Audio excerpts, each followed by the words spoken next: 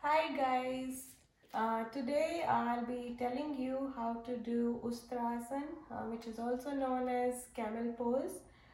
First of all, you have to come close to the wall.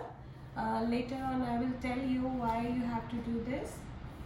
Then stand up on your knees. Your your foot should be in line with your uh, knees, and the space between your knees should be hip width length. Okay, then you have to inhale and go back.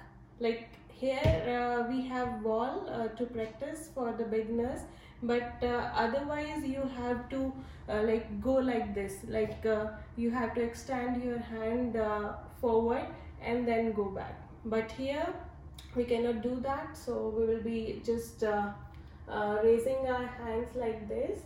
Then inhale and take your hand like this, put on your foot, then second hand put your on your foot, then you have to look back, and now you have to correct your posture.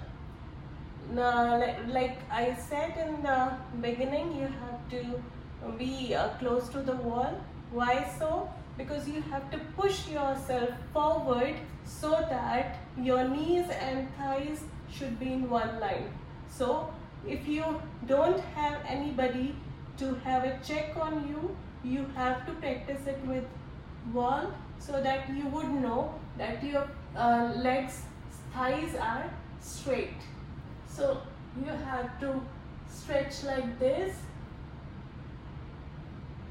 Breathe normally in this posture.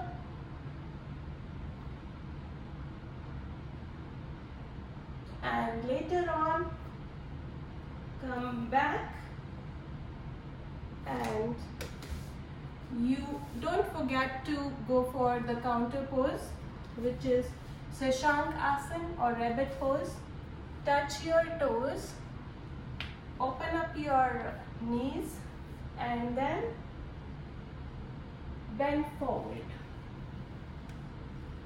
Stretch as much as you can in the forward direction, so that the stretch which was on your back, it will be released.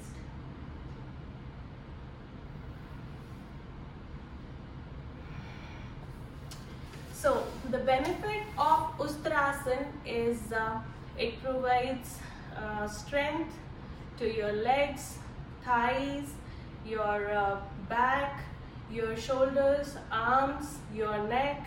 So it overall provides the strength to overall body, and it also tones the organs of your abdomen.